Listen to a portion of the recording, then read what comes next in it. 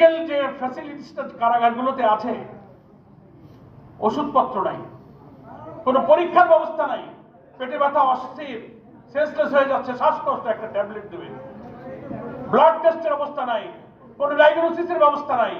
আমি মনে করি সরকারের এখনই একটা সময়, রাজনৈতিক দলের লোকেরা ক্ষমতায় গেলে নুরুর কথাই ঠিক, প্রত্যেক দলের একটা পেটোয়া বাহিনী থাকে এবং সেই দলের শাসন ক্ষমতাকে রক্ষা করার জন্য এই বাহিনী তারা দল কাজে লাগায়। This is the safe time. এটাই অন্তর্বর্তীকালীন সরকারের নিরাপদ সময়, দেশের জন্য, জনগণের জন্য নিরাপদে কারাবন্দীদের জন্য আপনারা কিছু করে যেতে পারবেন। আমি খুব শঙ্কিত যে কোন দলীয় সরকার আসলে কারাবন্দীদের নিরপেক্ষ, নিরাপদ, স্বস্তির ব্যবস্থা তারা কিন্তু করতে পারবে না। এবং সেখানে রিজভির মতো লোক অসুস্থ, হাঁটতে পারে না, তাকে একটা চেয়ার দিবে না।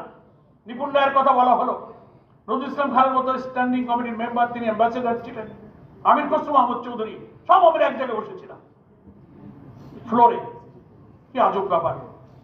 আমাদের আমাদের মানে ডিভিশনের জন্য ডিসি কে বলতে হবে ওখানে বসে থাকবে। তো শেষ পর্যন্ত জুলাইয়ের এই গ্রেফতারে 19-এ গ্রেফতার হলাম। হাসিনা যেদিন চলে গেল, কোথায় গেল? যেখানকার মাল সেখানে চলে গেল। তারপরের দিন 6 তারিখে আমরা মুক্তি পেলাম। আমরা বিএনপি, জামাত, গণ অধিকার, অন্যান্য বৈষম্য আন্দোলনের যারা আক্তার সেখানে আমাদের সাথে ছিল, নিষ্ঠুরভাবে খারাপ ব্যবহার করছে তাদের সঙ্গে। আমরা সব 6 তারিখে আলহামদুলিল্লাহ বেরোতে পারলাম। আমার অনুরোধ থাকবে আজকের এই স্মৃতিচারণে যে আমি এবং আমার চেয়েও যারা উচ্চ পর্যায়ের শীর্ষ নেতা, তাদের চাচেও খারাপ ব্যবহার করা হয়েছে। ওই ডিবি অফিসে বিএনপির, আমি নাম বলবো না, আমার চেয়ে বয়সে সিনিয়র কেন্দ্রীয় নেতা, তাকে যেভাবে মারপিট করেছে, আমাকে বলছে পরার ভাই বিএনপি করতে আসছিলাম, আজকে মার খেতে হলো। এটা জানলে আর আমি আন্দোলনে আসতাম না।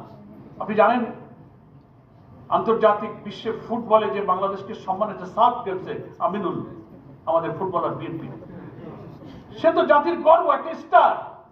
তার গায়ে কি করে পুলিশ রিমান্ডে নিয়ে যে নির্যাতন করেছে, কাঁদতে কাঁদতে। নূর শুয়ে আছে, আমিনুল শুয়ে আছে, আমরা গরম পানি দিয়ে মাথায় হাত বুলিয়ে কতটা পারা যায় তাদেরকে একটু সুস্থ এবং সাহস দেওয়ার চেষ্টা করেছি। তাদেরকে দেখে আমরা ওয়ারিড ছিলাম যে আমাদের সাথে কি ব্যবহার করা হয়। চোখটা বেঁধে নিয়ে যায় রিমান্ডে, 20 দিন জেলে থাকলাম, তার 13 দিন রিমান্ডে। কখন কার সাথে দুর্ব্যবহার